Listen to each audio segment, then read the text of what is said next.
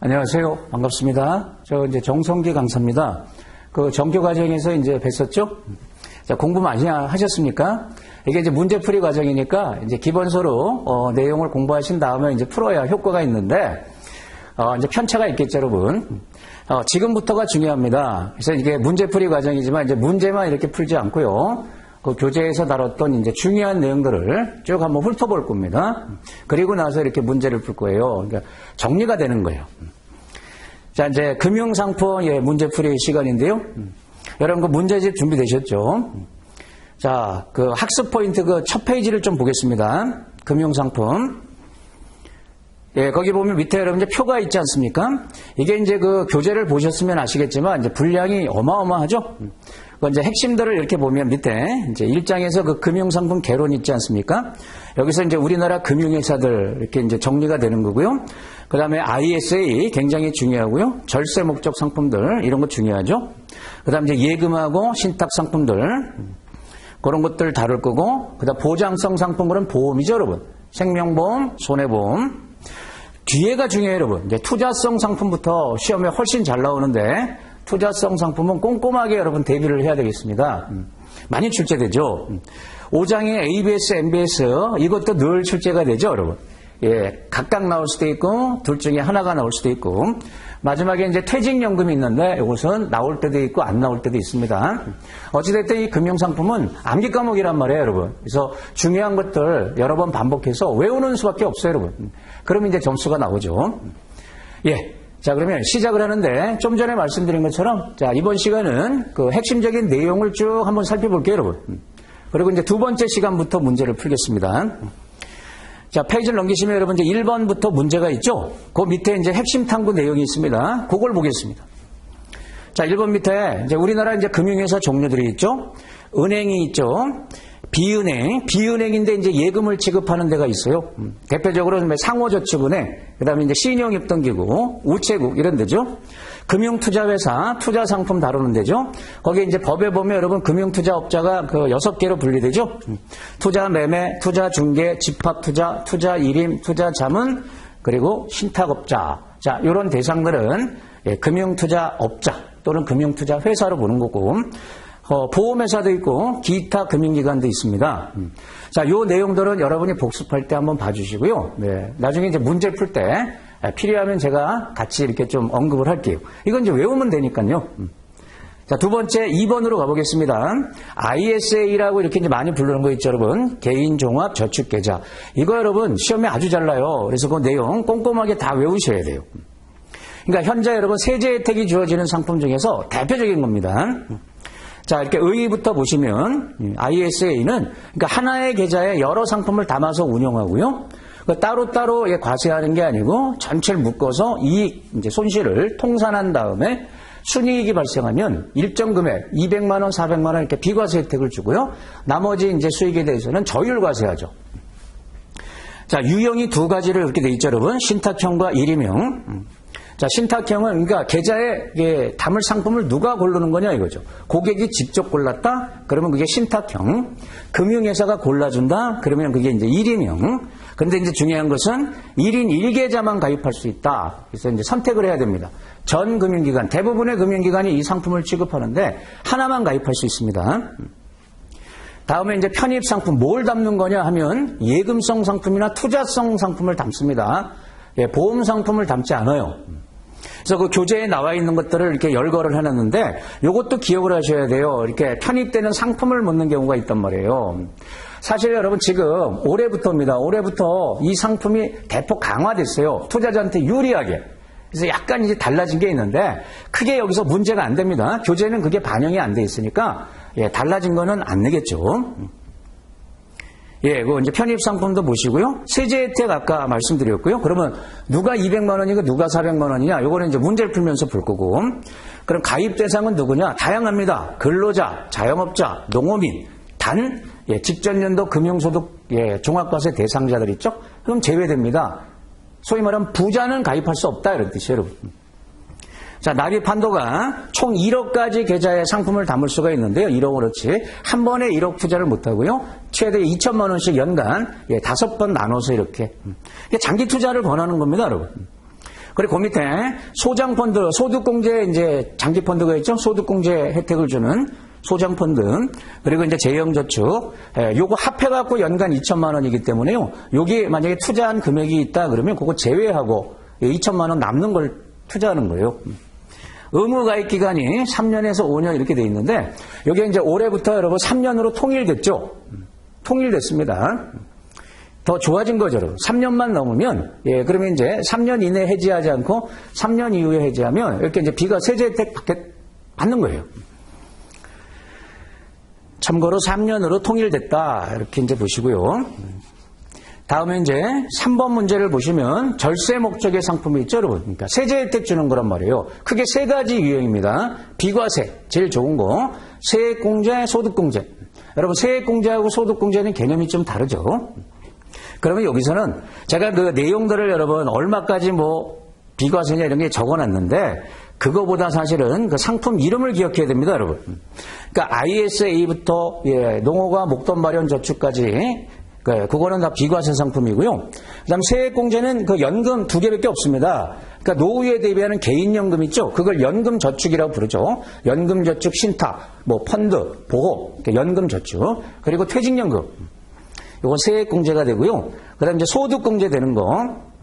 소득공제 장기펀드, 그걸 줄여서 소장펀드라고 얘기하고요. 주택청약 종합저축. 이런 것들이 소득공제 되는 상품이다. 위에 이제 문제 나중에 풀겠지만 이렇게 상품 이름을 기억해야 돼요, 여러분. 자, 이제 4번을 가보겠습니다.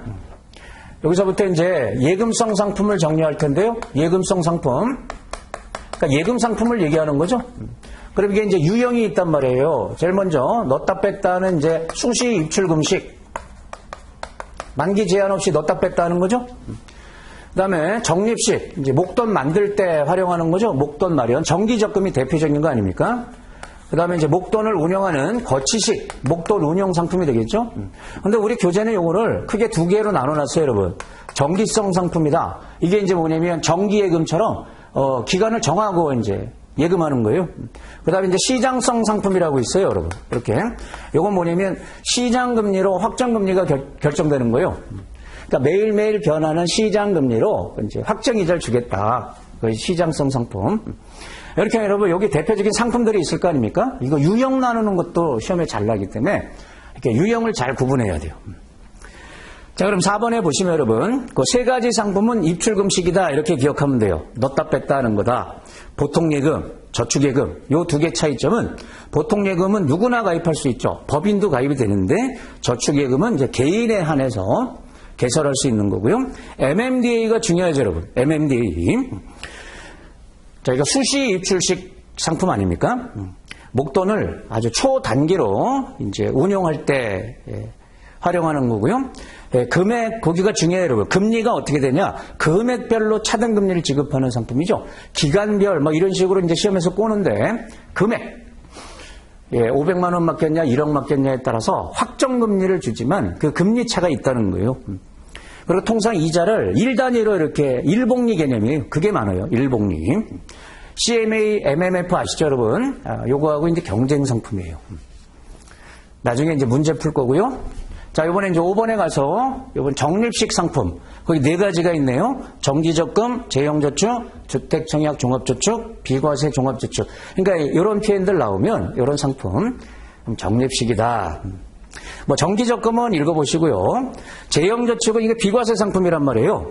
그래서 이제 누구나 가입하는 게 아니고 이제 그 대상이 있죠, 여러분.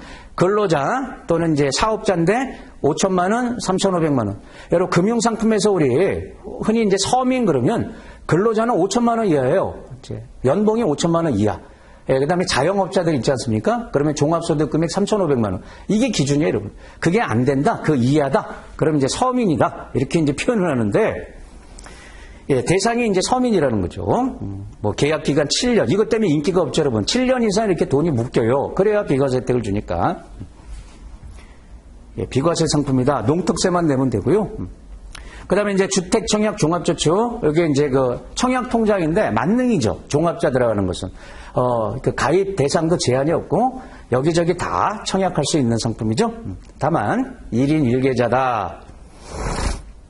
소득공제 혜택 다 다 소득공제를 주진 않지만 거기 이제 대상에 해당되면 소득공제를 받을 수 있다. 그러면 그 대상이 누구냐? 소득공제 대상. 너무 이렇게 거기 뭐 써놨는데 여러분 뭐 알아두시면 좋지만 일단 소득공제해도 되는 게 주택청약 종합저축이다. 마지막에 여러분 비과세 종합저축은 가입 대상이 누구냐? 예, 그걸 좀 봐두셔야 돼요. 그 이제 나이 기준으로 하면 이제 어르신 노인이에요. 노인 만 65세 이상이면 비과세 종합저축 적용받을 수가 있고요. 그 다음에 거기에 장애인부터 5.18 민주화운동 부상자들은 나이하고 상관없이 그 증빙만 하면은 이제 혜택을 주는 건데 이 비과세 종합저축은 상품이 따로 있는 게 아니고 시중에 있는 금융상품에다가 5천만 원 한도까지 적용하는 겁니다. 내가 펀드에 가입할 때 이 비과세 이걸 적용하게 되면 5천만 원까지 수익에 대해서 비과세 하는 거예요. 그건 이제 기준 금액이 5천만 원이죠. 자, 6번에 가서 정기성 상품 나오죠. 거치식 중에 이제 정기성. 교재 2개가 있습니다, 여러분. 거의 정기예금하고 ELD. 여러분, ELD, ELS, ELF 이런 건 대세 상품이니까 꼭 기억해야 되겠죠. ELD, ELS, ELF. 그 중에 ELT, 주가 연동 예금. 네. 그 내용 이제 문제 풀면서 볼 거고요. 그 밑에 대출 관련 예금 상품은 여기에 들어가는 게 아니고요. 그거 이제 칸이 부족해서 거기다 넣는 건데, 그 2가지 상품 있죠, 여러분? 상호부금. 이거 개에서 나온 거 아닙니까? 개. 그러니까 이게 예금인데, 이게 대출 성격, 혼합되어 있는 거예요. 예금과 대출이 혼합되어 있는. 그래서 이제 대출 관련 예금 상품이다. 그 다음에 여러분, 종합통장 있잖아요. 마이너스 통장. 갖고 계신 분들 많죠.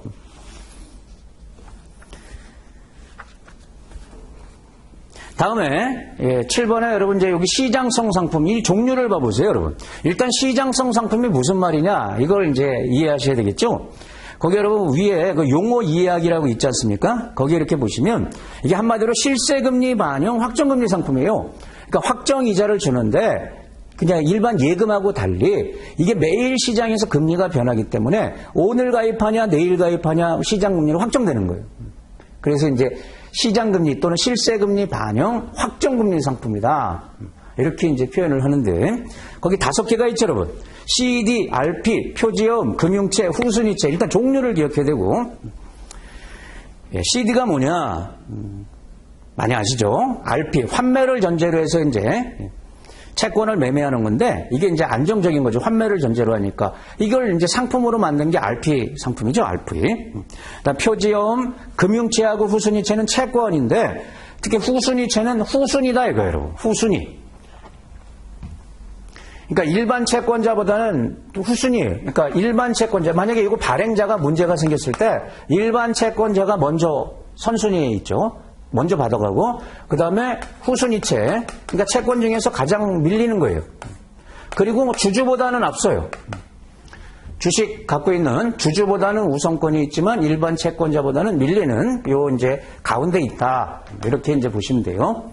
그래서 후순위란 말을 써요. 그러니까 약간 위험이 있지만 이제 금리가 좀 높겠죠. 자, 이렇게 5가지는 시장금리를 반영하는 확정금리 또는 이제 실세금리 반영 확정금리 상품이다. 그렇게 보시고요. 이제 8번에 신탁으로 가보겠습니다. 여러분, 신탁. 신탁이라는 것은 믿고 맡긴다는 뜻 아닙니까? 금융기관한테 내 재산을 믿고 맡기는 건데, 여기 여러분 이제 위탁자가 있죠. 위탁자가 수탁자한테 맡긴단 말이에요. 이건 이제 예금하고 달라요, 여러분. 3자 관계 아닙니까? 고객이 금융기관한테 내 돈 또는 이제 돈 이외의 재산, 여기에 따라 금전신탁, 재산신탁 크게 나누죠. 그럼 이제 수탁자가 요 권리를 이전받습니다. 명의가 이전되는 겁니다. 수탁자한테. 그럼 수탁자가 이걸 운용해서 운용 결과를 갖다가 수익자한테 돌려줍니다. 수익자를 지정해야 되는 거죠. 이것도 이제 고객인데 이게 같을 수도 있고 이제 다를 수도 있는 게 이제 신탁의 특징이죠. 자기가 맡기고 자기가 찾는 것도 있고요. 제3자를 그러니까 뭐 자식 명의라든지 이렇게 제3자를 지정할 수도 있다. 그런데 요 이제 운용 결과가 마이너스 날 수도 있는 거다. 이게 실적 배당 상품이죠. 그러니까 이 수탁자는 명의를 자기가 갖고 있지만 자기 재산 불리려고 하는 게 아니잖아요. 고객이 맡긴 건데 얘를 위해서 일하는 겁니다, 여러분. 얘가 일하는 이유가 쉽게 얘를 위해서가 아니고 얘한테 돌려줘야 된단 말이에요. 수익자. 자, 거기 용어 이야기 보면 여러분, 위탁자, 수탁자, 수익자. 요게 이제 용어가 비슷하잖아요. 이게 명확히 구분할 수 있어야 되겠죠, 여러분? 수탁자 자리에 수익자가 들어간다든지, 뭐 이렇게 이제 막 섞을 수가 있기 때문에. 그 이제 신탁의 특징은 요걸로 대체하고요. 그 밑에 여러분, 신탁과 예금 비교한 거 있죠? 그 다음 신탁과 펀드. 예, 그걸 좀 보겠습니다. 신탁하고 예금 다 은행이 다 취급합니다. 신탁은 여러분, 은행, 증권, 보험 다 취급하는데, 거기를 보면, 신탁은 삼자 관계다, 이거예요, 여러분. 지금 본 것처럼. 예금은 양자 관계잖아요. 예금자하고, 예, 은행하고. 자기가 맡기고 자기가 찾잖아요, 예금은. 자, 신탁은 신탁법이라는 게 있고, 예금은 민법의 소비 임치 계약에 해당하는 거다. 뭐 그런 뜻이고. 그 다음에 이제 신탁이나 펀드나 다 실적 배당 상품이란 말이에요. 근데 그 두 개는, 자, 신탁에서는 위탁자가 여기 고객이 됩니다. 근데 여러분, 펀드 중에 투자 신탁이라고 있지 않습니까? 우리나라 펀드 중에 가장 많은 게 투자 신탁이란 말이에요. 그러니까 펀드도 설립 형태가 여러 개 있는데 이렇게 이제 신탁 구조를 띠고 있는 펀드가 가장 이제 우리나라 대표적인 펀드인데 요거하고 비교를 해보면 얘도 이렇게 삼자 관계지만 차이가 있습니다. 신탁은 이게 고객이잖아요. 위탁자가. 근데 펀드는 자산운용회사가 위탁자예요. 자산운용회사가 고객 재산을 자기가 갖고 있으면 안 되기 때문에 신탁업자한테 맡기는 겁니다. 요 수탁자가 이제 신탁업자죠. 예, 첫 번째 점이 이제 그 얘기고요. 그게 다르고, 그다음 보수가 달라요, 여러분. 신탁 상품은 요 수탁자, 금융기관이 신탁 보수만 취해요, 여러분. 이익이 나든 손해가 나든 미리 정한 이제 신탁 보수를 취하는데, 근데 펀드는 여러분 주체가 많잖아요. 신탁업자 보수, 자산운용회사 보수, 판매회사 보수 이렇게 다양한 보수를 부담해야 되는 게 펀드다. 투자 신탁이란 펀드다. 예, 이것도 나중에 이제 문제를 풀면서 또 보충을 할 거고요. 자, 넘어갑니다. 그럼 이제 상품을 보겠습니다. 이제 신탁 상품. 크게 이제 금전 신탁하고 재산 신탁으로 이렇게 구분이 되는데, 이제 금전 신탁 뜻도 우리가 운용 대상을 고객이 지정하냐 안 하냐 이거예요.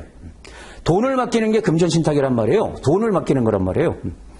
근데 이제 그 불특정, 특정. 불특정은 고객이 지정하지 않는 거예요. 금융회사가 알아서 운영해 주는 거고, 특정. 그러면 특별히 정했다 이런 뜻이에요. 누가? 고객이. 돈 맡긴 고객이. 그래서 특정은 위탁자가 고객이죠. 위탁자가 운영 방법을 지정한 거다. 이렇게 구분하고. 참고로 여러분, 특정이 많죠. 특정이. 불특정은 없어요. 연금 저축 빼고는 없습니다. 그 다음에 합동 운영하냐 개별 운영하냐 이제 이 차이가 있는데 통상 신탁은 여러분 개별 운영을 원칙으로 해요. 단독 운영. 고객 성향에 맞게끔 고객이 요구한 대로 운영하기 때문에 따로따로 운영하는 게 원칙입니다. 하여튼 그렇게 나눌 수 있고 또 원금이 보장되냐 안 되냐에 따라서 약정 배당 신탁이다 이런 표현 쓰면은 원금이 보장되는 거예요. 원금 보장해 주겠다 이런 표현을 쓸 수 있어요. 약정하는 거다 이거예요. 근데 이런 신탁은 거의 없습니다. 뭐가 있다? 거기 연금이 대표적인 겁니다, 여러분. 조금 이따 연금 나오지만 여러분, 우리 노후에 대비하는 개인연금 있잖아요. 연금 저축 신탁. 이거는 개인들이 노후에 대비하는 거기 때문에 원금은 보장해 줍니다. 수익은 안 나더라도.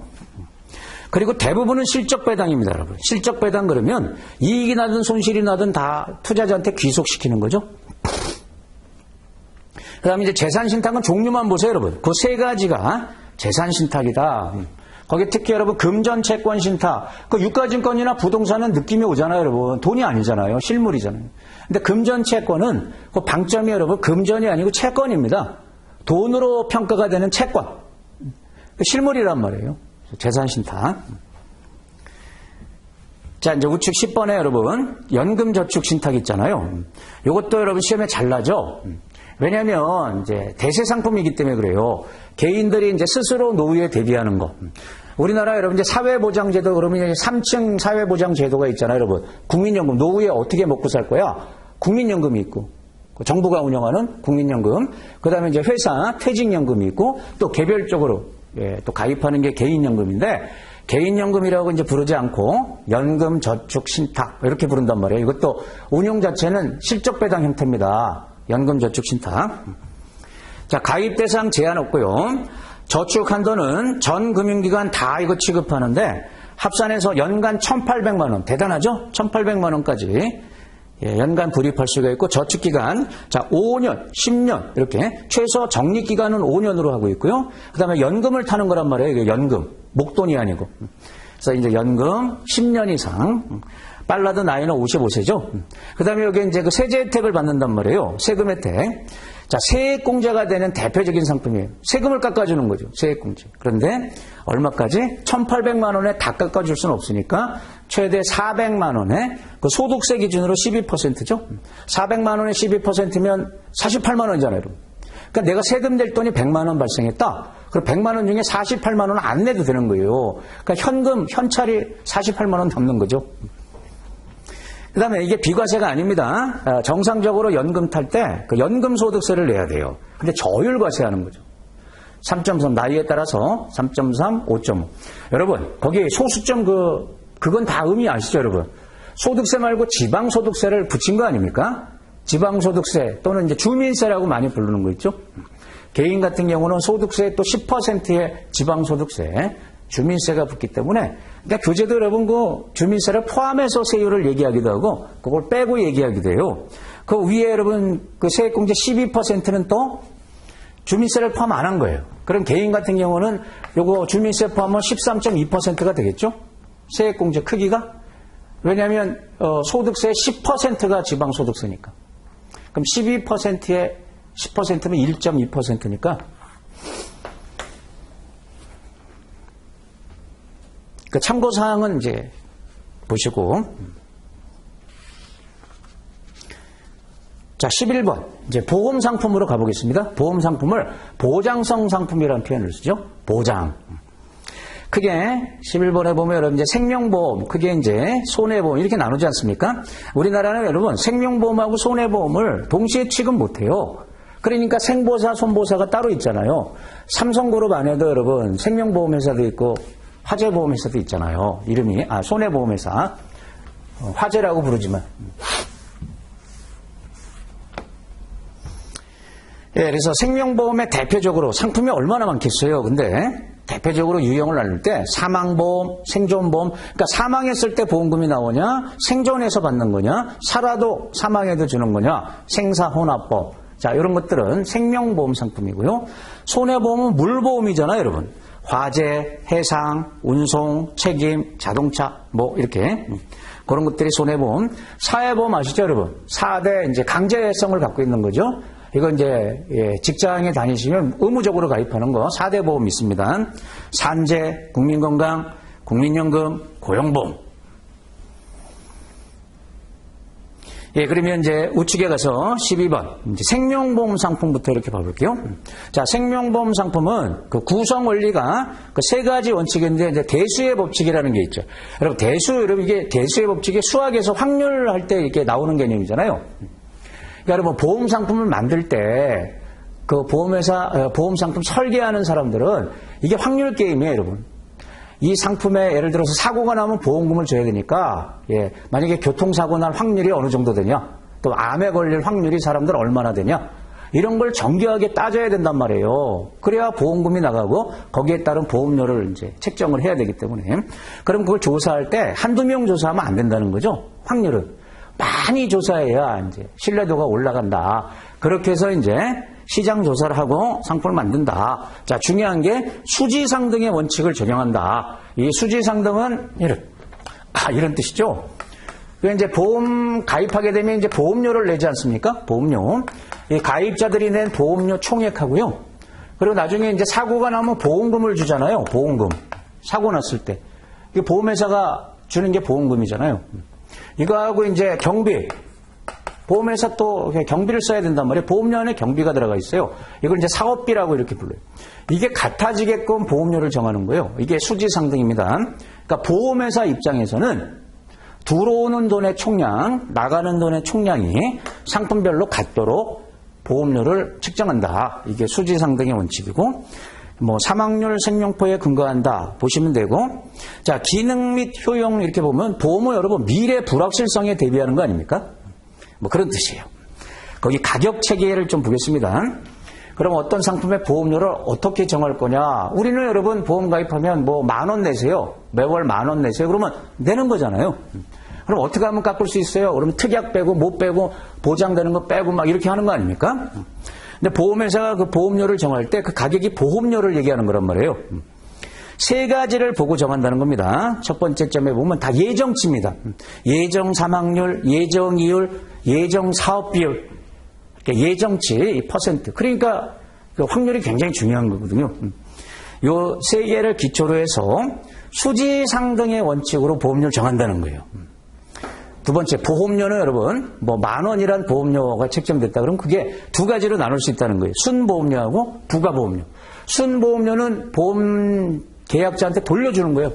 요걸 얘기해요, 요거. 네, 돌려주는 거. 그리고 이거 이제 경비 쓰는 거, 사라지는 거. 그게 부가보험료. 그런 뜻이 되고. 보험료는 책정을 할 때 이윤이 안 들어가 있습니다. 우리 여러분 일반 상품, 뭐 냉장고다, 자동차다 이런 것들은 그 제조회사가 거기다가 자기네들 이윤을 집어넣는 거거든요. 그 당연한 거다 그래서 정상이윤 막 이런 표현 쓰지 않습니까? 근데 보험료는 그런 개념이 없어요. 수지상등 이래서 이제 남으면은 돌려줘야 돼요. 계약자 배당이라 그래서 돌려주는 거예요. 자, 장기 계약인 건 다 아시고요.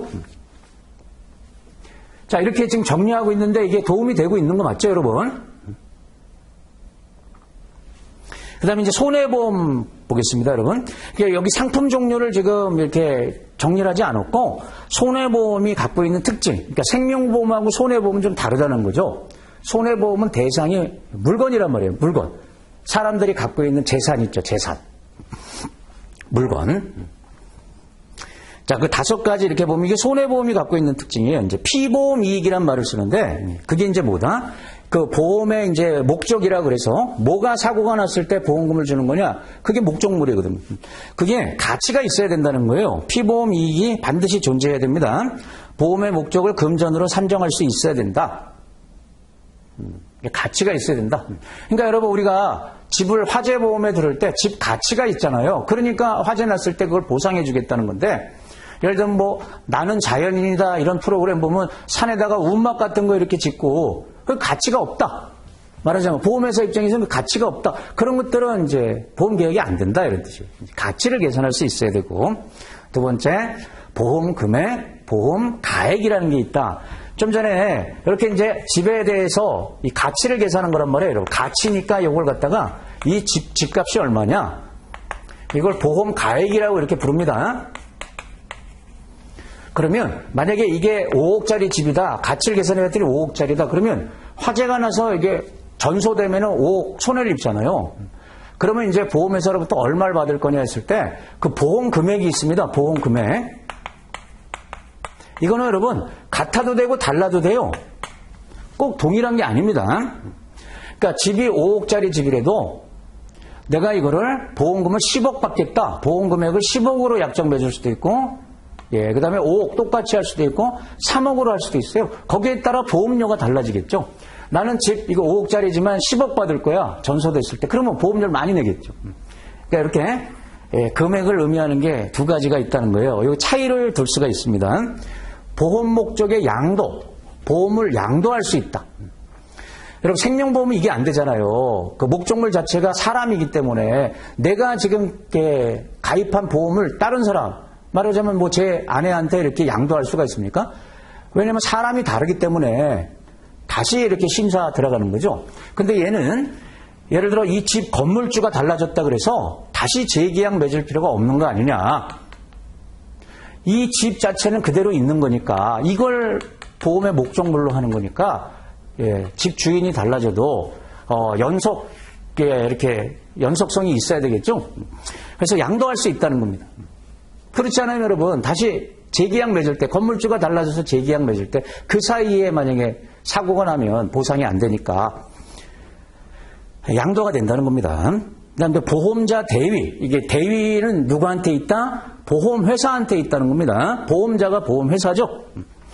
예, 그러니까 이제 뭐냐면, 예, 집이 이제 화재가 나가지고, 예, 이제 실손 보상을 해줬다.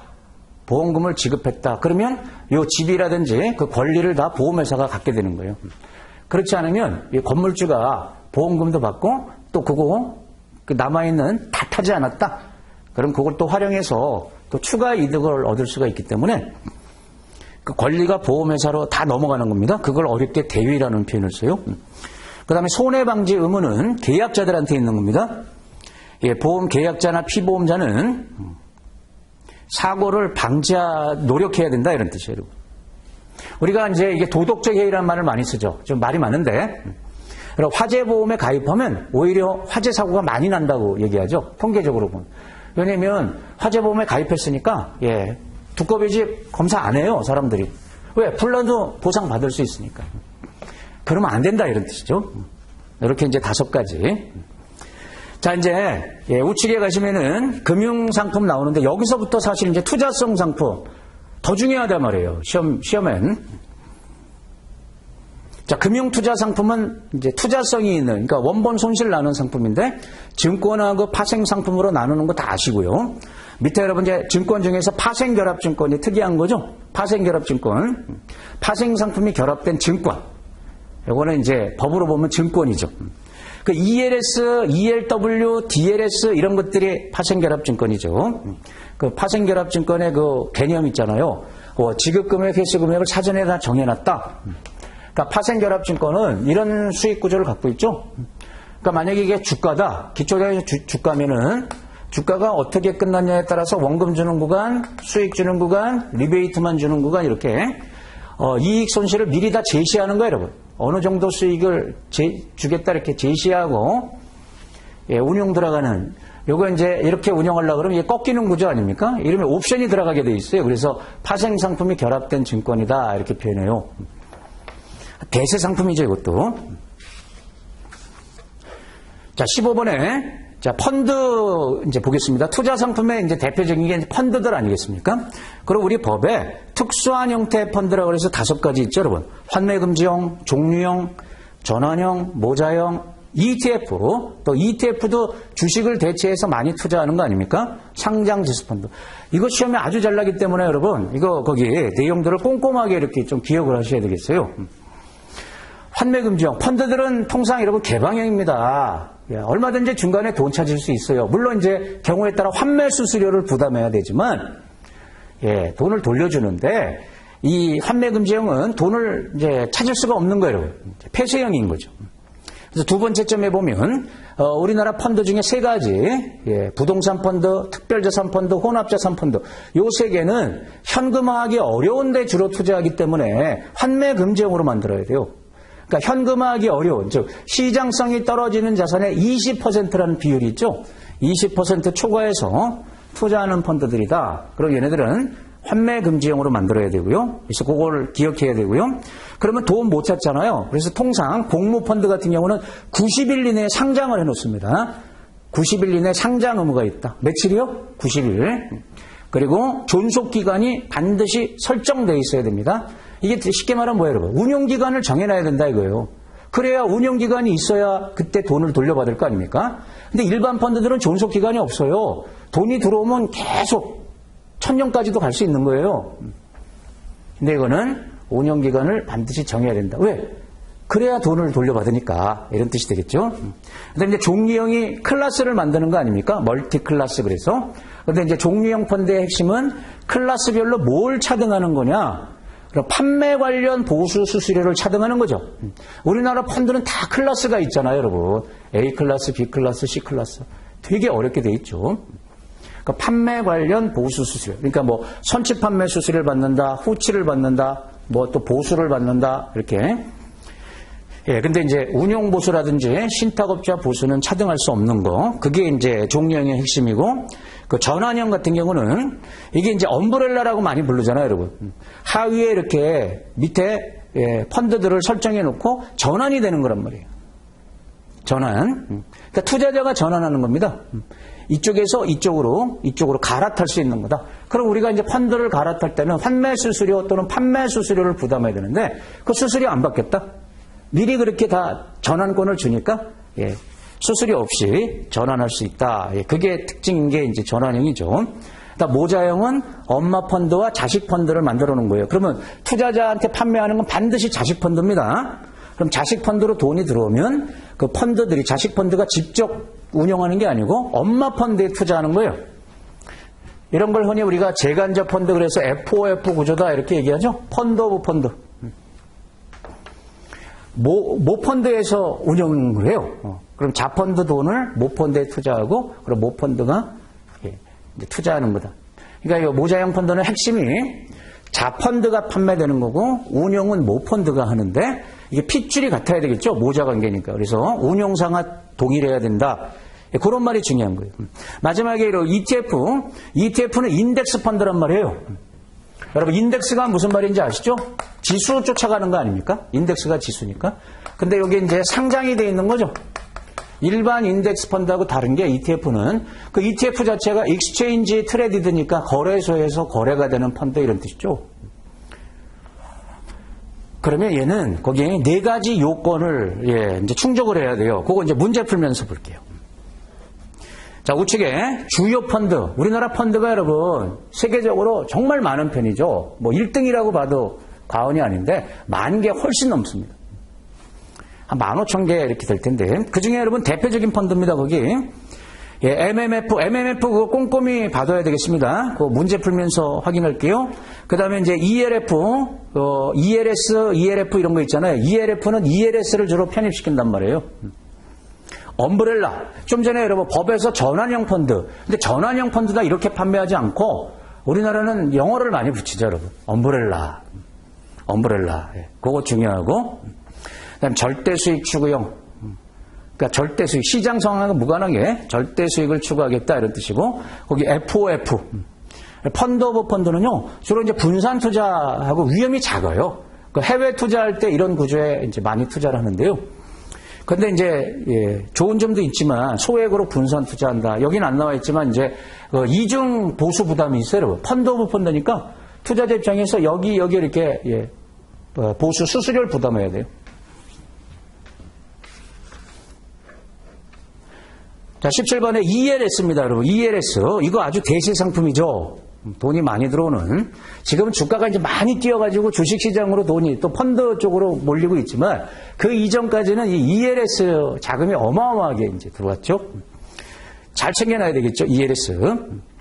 다 아실 거예요, 여러분. 에쿼티, 링크드, 시큐리티. 그러니까, 기초자산은 반드시 주식이나 주가 지수가 되는 거죠, 에쿼티니까. 그래서 개념에 보면 주식이나 주가 지수 움직임에 연계해서 이제 수익이 결정되는 거다. 여기 바로 이런 겁니다, 여러분. 주가가 어떻게 되냐에 따라서 수익을 미리 제시하고 판매하는 거예요. 그 이상 안 주겠다 이거예요. 그러면 투자자도 미리 알고 투자하는 거예요. 주가가 어디까지 가면 얼마 들어오겠구나 이렇게. 자, 보장형도 있고 비보장형도 있는데 지금은 비보장형이 대세죠, 여러분. 거기 수익 구조에 보면 너가웃, 불 스프레드, 디지털, 리버스 컨버터블, 거기 말을 봐야 됩니다. 이게 시험에 날 때 그거 이제 이런 구조를 묻지 않고요. 말로 줘요. 그럼 말을 보고, 그걸 이제 판단할 수 있어야 돼요. 그 수익 구조 이름을 갖다가. 그 너가웃 구조가 좀 전에 제가 그린 거란 말이에요. 그냥 쉽게 보면 이런 겁니다. 이런 식으로 이게 너가웃 콜형이죠. 올라가면 주는데 금발 보면 리베이트만 준다. 떨어져도 원금 주겠다. 이게 이제 전형적인 너가웃 구조고요. 여기서 너가웃에 걸린다는 거죠. 그 다음에 나오는 게 뭡니까? 리버스 컨버터블, 불 스프레드는 이거예요. 이런 거죠. 그러니까 불이니까 올라갈 때 주는데 최대 수익, 캡을 씌웠다고 얘기하죠. 최대 수익이 정해지고 비례 구간도 있고 원금 주는 구간도 있다. 그 다음에 리버스 컨버터블은, 죄송합니다. 디지털, 글씨가 작아가지고. 디지털은 0일이잖아요, 여러분. 디지털 콜형이다 그러면 이런 식으로 주는 겁니다, 이렇게. 자, 주가가 떨어지는 구간에 있으면 원금 보장, 올라가는 구간에서는 일정 수익, 그니 디지털이에요. 비례 구간이 없는 거죠. 그 다음에 이제 리버스 컨버터블은 이런 구조란 말이에요. RC. 이게 이제 풋매도, 옵션 풋매도처럼 떨어지지만 않으면 일정 수익을 주는데 떨어지면 모르겠다. 원금 보장 안 해준다. 이게 이제 RC 구조라고 부르죠. 지금 여러분 비보장형은 대부분 이런 구조를 갖고 있어요. 여러분 주가가 많이 떨어지면 넉인에 걸리지 않습니까? 여기서부터 만약에 넉인에 걸린다 그러면 이제 원금 손실 나는 거죠. 그 밑에 이제 스텝 다운.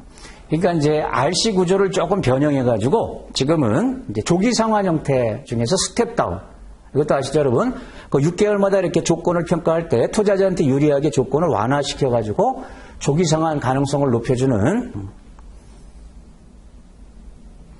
자, 관련 용어들, 너가웃, 넉인. 여러분, 너가웃은요, 지금 여기에 붙는 게 여기에 KO, 너가웃이에요, 여러분. 너가웃. 이거는 주로, 그러니까 너가웃은 의미가 뭐다? 너가웃, 요걸 터치하면, 이게 베리어라고 부르지 않습니까? 요걸 터치하면 기존 수익이 사라져버리는 거다. 그래서 리베이트를 주는 거다. 그래서 이거는 주로 보장형 상품에 붙습니다. 원금 보장될 때는 한없이 줄 수는 없으니까 여기다 너가웃을 걸고요. 근데 이런 거 있지 않습니까? 비보장형은 이게 너긴을 붙여요. 이걸 이제 너긴이라고 불러요. 그러면 너긴을 터치하면 이제 손실 발생 가능성이 생겼다 이런 뜻이에요. 그러니까 여러분, 그게 내가 가입한 순간부터 주가가 올라가지 않고 떨어지더라도 이 판매회사, 증권사가 원금을 보장해 주다가 너무 많이 떨어지면, 그러니까 너긴을 터치하면 그때부터는 투자자한테 손실을 다 부담시키는 겁니다. 그러니까 손실 발생이 이제 되는 게 너긴이에요. 비보장형에 붙는 거예요. 그 밖에 더미, 리베이트, 참여율. 여러분, 참여율은 이런 거죠. 요 기울기. 그러니까 이게 기초자산 변화에 대해서 수익이 어느 정도 지급하는 거냐? 1배냐, 0.5배냐, 1.5배냐 이런 거예요. 그래서 여기 흔히 요거의 기울기.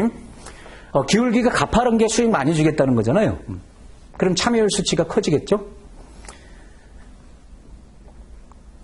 네, 요게 중요하고 우측에 여러분 ELW도 이제 가끔 시험에 나는데 ELW도 좀 챙겨놔야 되겠어요. 이게 옵션입니다, 여러분. 그래서 파생상품 옵션 구조 이해하시면 ELW도 이제 이해가 되는데 이것도 법적으로는 여러분 파생상품이 아니죠.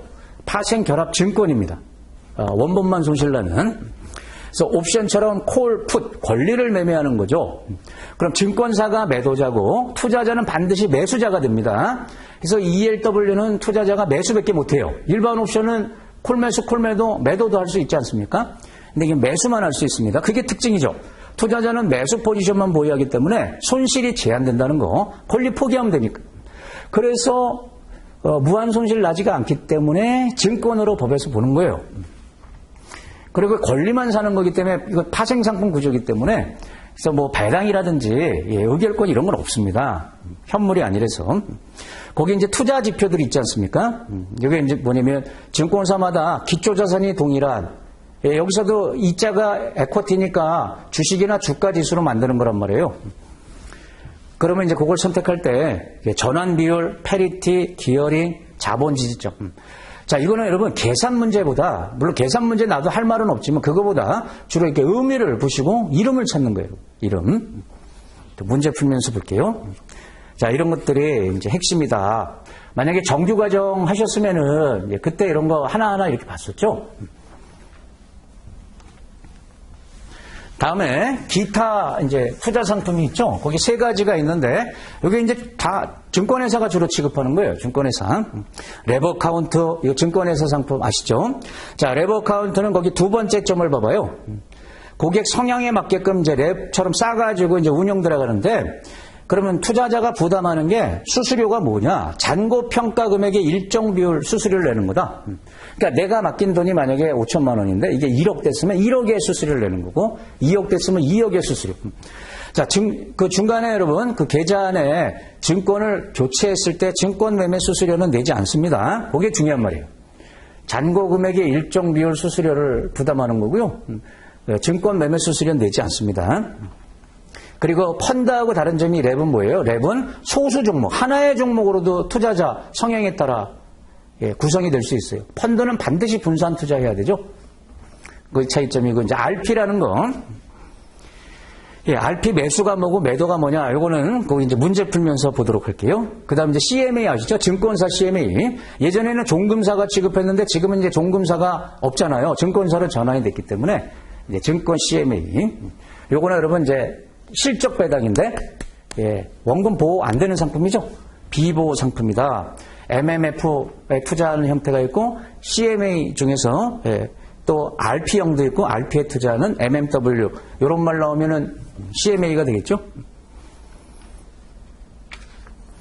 자, 다음 이제 투자 상품 여기까지예요. 이제 투자 상품 정리를 해봤고 그다음 이제 ABS로 갈게요, 여러분. ABS 자산 유동화 증권 있잖아요. 그러니까 유동성이 떨어지는 자산을 매각하는 거 아닙니까? 유동성을 부여해서 살려놓는 거죠. 예를 들어 여기 이제 자산 보유자라고 부르는 이제 주체가 있습니다. 기업이나 금융기관이 어떤 이제 자산을 갖고 있을 거다. 근데 이 자산 회수하는데 오래 걸린다. 그래서 요 자체를 미리 매각하는 거죠. 요 자산을 미리 파는 거란 말이에요. 근데 요거 팔기 위해서 중간에 유동화 회사를 만들어야죠. 서류상의 회사 아닙니까? 유동화 회사를 페이퍼 컴퍼니 이걸 만들어서 그럼 요 자산을 얘가 받아서 이걸 새롭게 포장해서 발행하는 게 ABS죠. 이 ABS라는 이제 증권을 발행한단 말이에요. 그리고 요걸 이제 투자자가 사겠다. 그러면 산 만큼 돈이 이렇게 얘한테 이제 흘러가는 거죠. 그럼 얘는 아직 이 자산을, 회수되지 않은 자산을 미리 매각해서 자금을 확보하니까 이제 여러 용도로 쓸 수가 있어서 좋고, 얘는 투자 전에 여러분, 얘한테 돈 달러 못 합니다. 요거 가져가는 거죠, 요거. 요 기초자산 현금으로, 요 근거에서 발행한 게 요거기 때문에 얘한테 돈 달러 못 하고, 요 기초자산 현금으로. 근데 요게 일반적으로 신용등급도 높고요. 예, 수익도 높아요. 이제 서로 좋은 점이 있다. 여기다가 이제 신용보강이라는 걸 해가지고, 얘 자체 신용등급보다 높은 등급을 부여받는다. 그러니까 여러분, 요 이제 만약에 여기 은행이라고 예를 들었을 때, 은행이 채권을 발행해서도 자금 조달할 수 있죠. 근데 자기 신용이 문제가 되면 채권 발행이 여의치 않으니까 갖고 있는 자산, 그걸 이제 매각하는 게 ABS죠. 거기 이제 의의 첫 번째 점 아주 중요하죠, 여러분. ABS는 자산 보유자 신용도하고 분리되어 있습니다.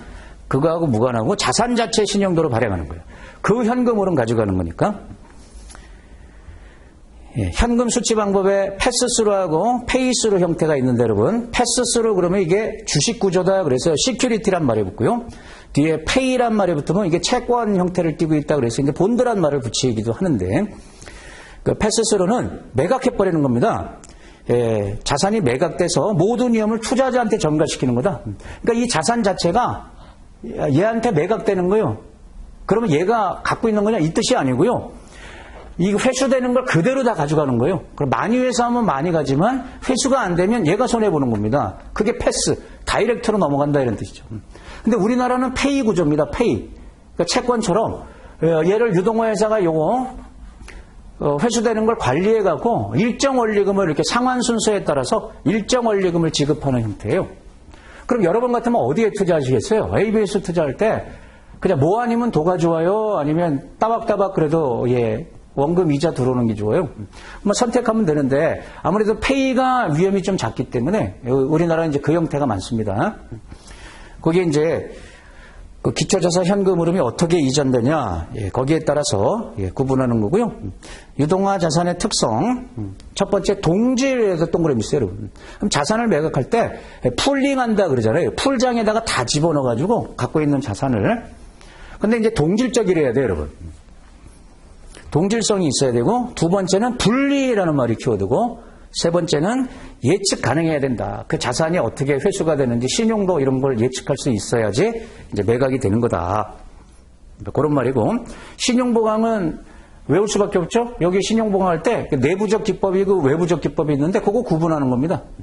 그러니까 내부적 기법이 전형적인 건데 전형적으로 뭐냐면 선순위, 후순위 이렇게 등급 나누는 겁니다. 그게 페이입니다. 먼저 가져갈래, 나중에 가져갈래 이렇게 등급 나누는 거예요.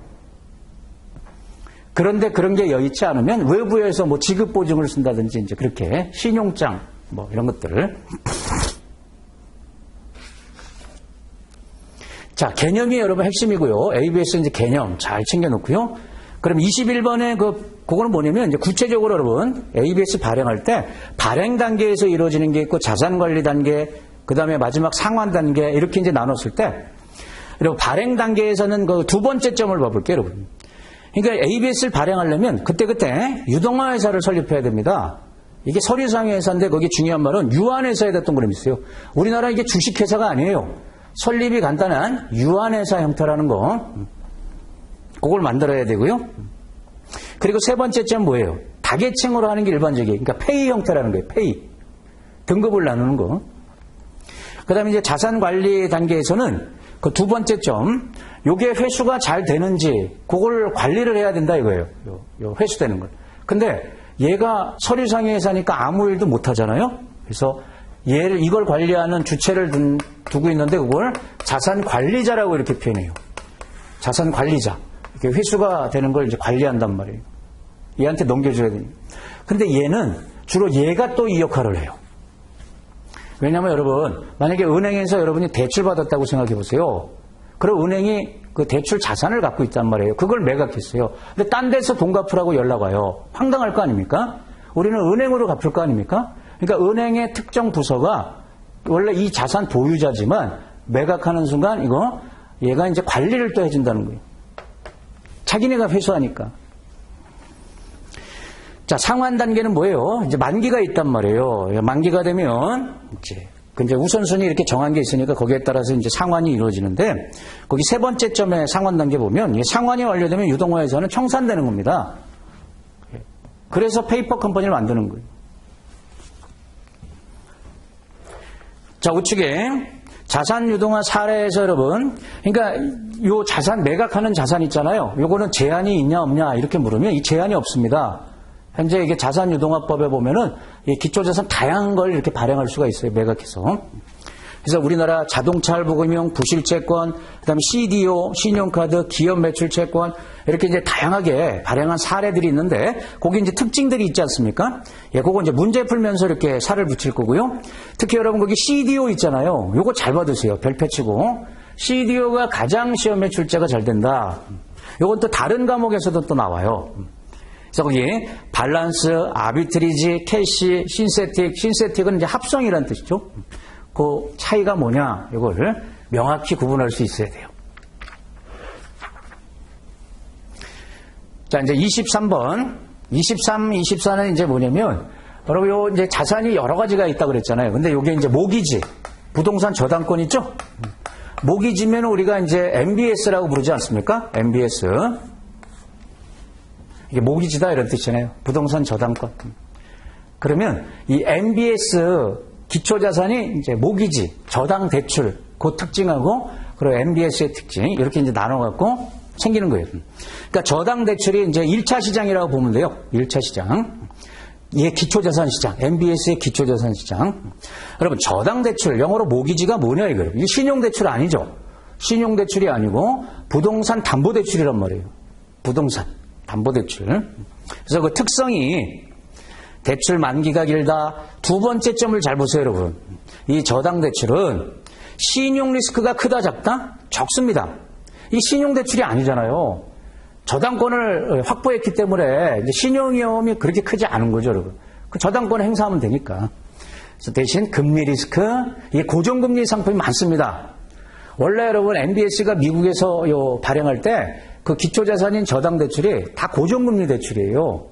지금도 고정금리 대출 갖고 우리 공부하는 거예요. 근데 우리나라에서 이게 이제 변동금리 대출로 이렇게 많이 전환이 되고 있지만 MBS 발행할 때는 기본적인 게 고정금리 대출을 매각해요. 변동금리 안 되는 건 아닙니다. 하지만 고정금리가 많다는 겁니다. 그래서 고정이자이기 때문에 금리 리스크가 있어요. 시장금리를 반영 못하니까.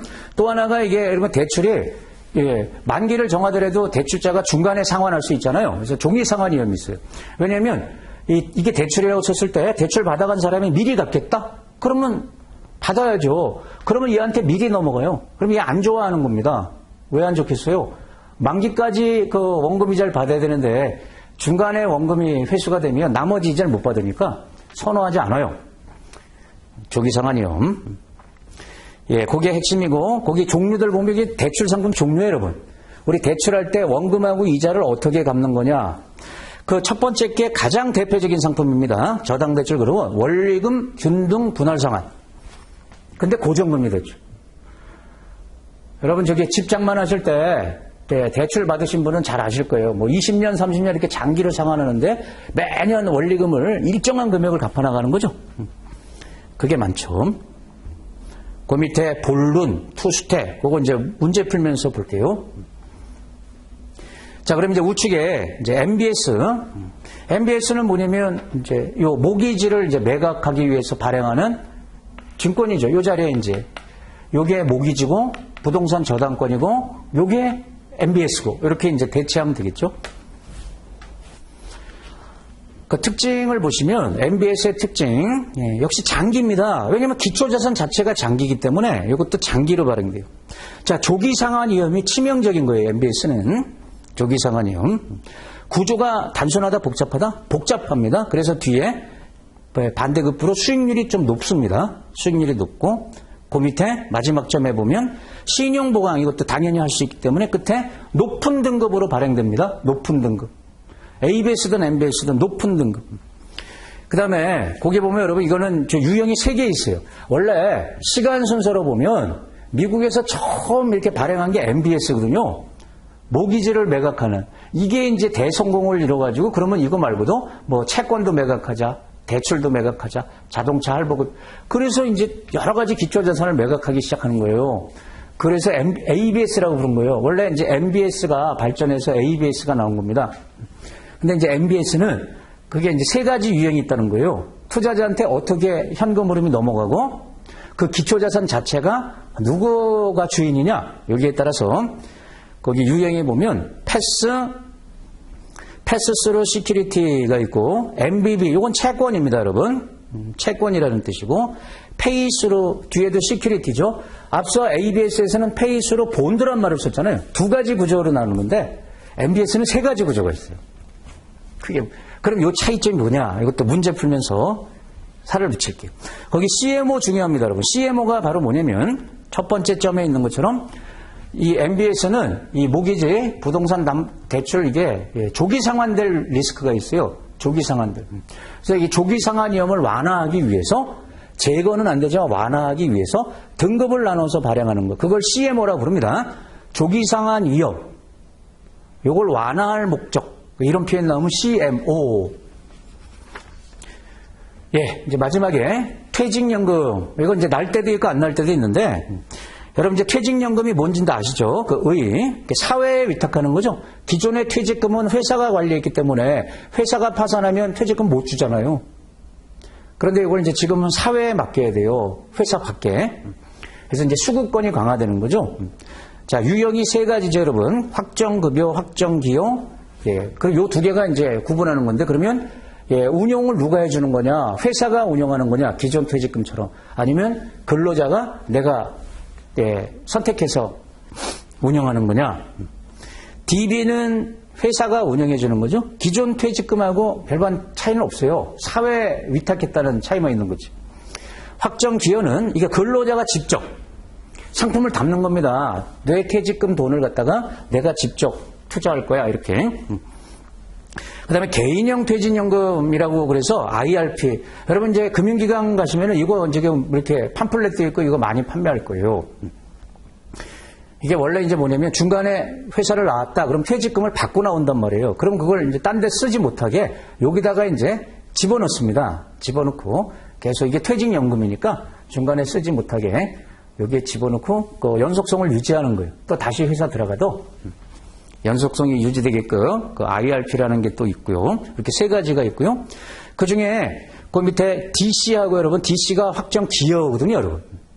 요거하고 IRP는 이제 개인들 근로자들이 직접 책임을 져야 되기 때문에 세제 혜택도 주지만 위험이 커요.